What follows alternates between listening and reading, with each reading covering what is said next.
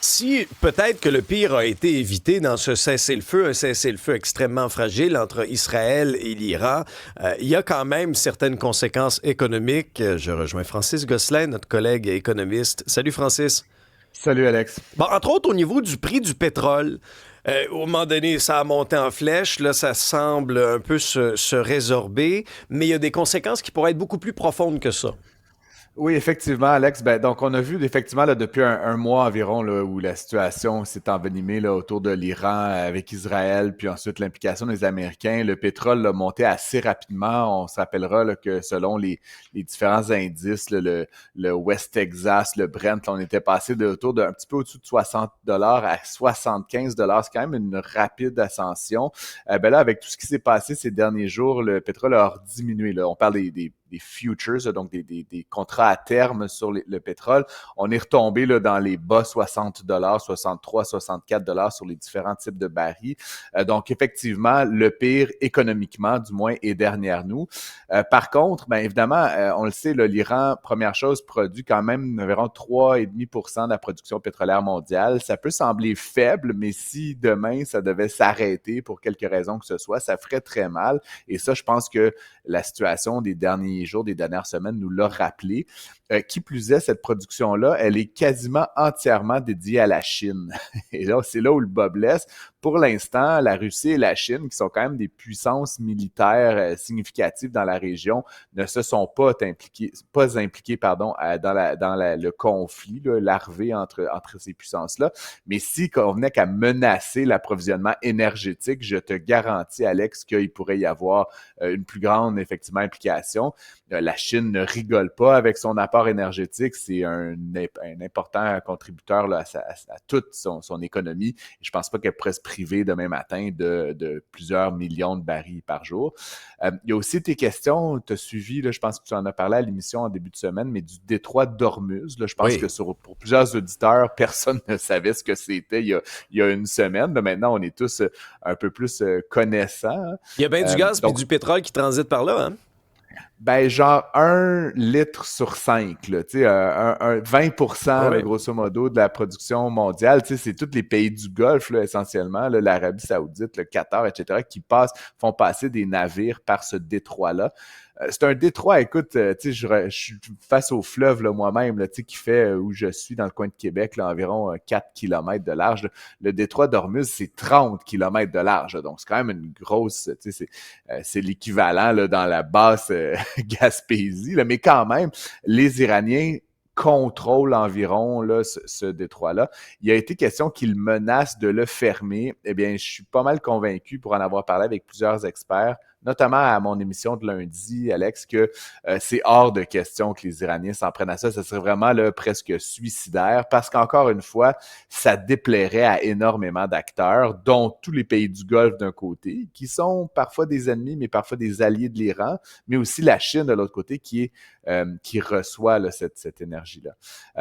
La Chine a d'ailleurs fait valoir qu'elle réexaminait la possibilité d'un projet de pipeline directement avec la Russie. Là. Donc là, on parle au nord par voie terrestre. Et donc, quand je te dis que oui, le conflit, le cessez-le-feu est en vigueur, le conflit là, ouvert est peut-être terminé pour le moment, mais ça va reconfigurer un petit peu la carte de la région. On a rappelé au monde entier l'importance de l'Iran dans les paramètres énergétiques. Puis je sais qu'on veut se libérer du gaz, du pétrole, etc., Alex, mais ça va prendre encore quelques années. Et pour l'instant, ce pétrole-là, les pays en ont besoin pour continuer de vivre, d'exister, d'alimenter leurs industries et leurs voitures. Et donc, c'est sûr que ça va être au cœur des négociations des prochains jours et des prochaines semaines. Oui, puis je regardais les indices boursiers aussi hier. Là, le Dow Jones plus 1,19%, le Ouais. S&P 500 plus 1,11%, le Nasdaq s'est apprécié d'1,43%. Ce sera intéressant de voir un peu la tendance aujourd'hui là-dessus. Bon, l'inflation. L'inflation, c'est stable au Canada. Le Québec aussi est en bonne posture.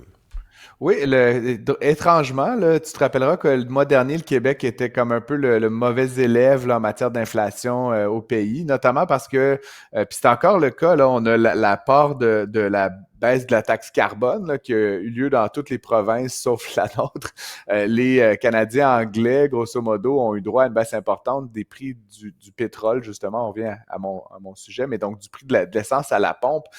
Et donc, c'est sûr que, bon, l'inflation, c'est un paquet de facteurs, c'est le logement, c'est la nourriture, c'est les voyages, mais c'est aussi, évidemment, l'énergie. Et donc, au Canada anglais, on avait vu cette baisse significative le mois dernier. Le Québec a un peu rattrapé la moyenne. On est maintenant, donc, au Canada dans l'ensemble à 1,7 % et le Québec est à 1,7 % aussi. Donc, on est plutôt un facteur là, de normalisation au Québec des prix.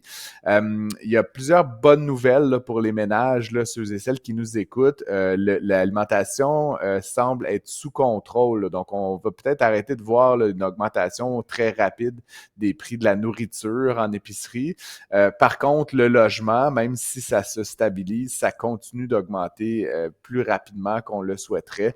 Donc, ça risque de rester un problème dans la mesure où le Québec et Montréal tout particulièrement n'a pas résolu là, son problème d'offres sur le marché du logement. Donc, on continue à avoir des augmentations moindre que dans les dernières années, mais quand même significative. Puis comme je le dis toujours, Alex, moi je suis un économiste, je regarde l'inflation consolidée, je dis 1,7 %, ça inclut des paires de running shoes, ça inclut des iPhones, ça inclut des voyages au Costa Rica, mais pour les gens qui sont vraiment les moins nantis, quand tu n'as pas les moyens de t'acheter des baskets neuves, puis de faire des grands voyages, puis des iPhones, tout ça, ben, ce que tu regardes, c'est te loger, puis te nourrir, puis peut-être te transporter, le style passe d'autobus ou un véhicule d'entrée de gamme. Puis c'est là où malheureusement l'inflation est persistante et élevée. Donc pour la classe moyenne, c'est vrai que l'ensemble de nos coûts va peut-être moins augmenter, mais pour des gens qui sont vraiment au bas de l'échelle des salaires, l'inflation demeure relativement élevée. Encore une fois, selon les catégories de dépenses, de 5, de 6, de 7 %. Et comme ce sont souvent des gens qui sont très proches de leurs sous, ben c'est là où ça fait le plus mal. On le dit souvent, l'inflation, là, c'est pas les riches qui en souffrent le plus, hein, parce qu'ils ont des actifs dont la valeur augmente avec l'inflation généralement. Ce sont les gens les moins nantis. Donc, on a tout à gagner à souhaiter collectivement que l'inflation demeure bien sous la barre des 2 %. Et je termine en te disant qu'il y a une rencontre de la Banque du Canada à la fin du mois de juillet. Ben, c'était ma prochaine question. Parce que là, avec la tendance, là, parce que un de nos plus gros parts de dépenses lorsqu'on est propriétaire, c'est bien sûr notre hypothèque. Là, on a gardé ça stable au niveau du taux directeur. Ça fait quelques fois qu'on ne bouge pas. Est-ce que tu t'attends à ce qu'il y ait du mouvement en fonction des chiffres qu'on a?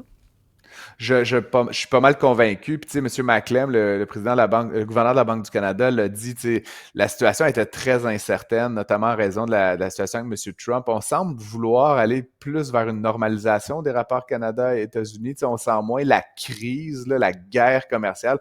Bien sûr que c'est pas idéal, puis M. Trump continue de faire un peu n'importe quoi, mais on dirait qu'il est comme passé à autre chose, justement avec l'Iran, là, avec tout.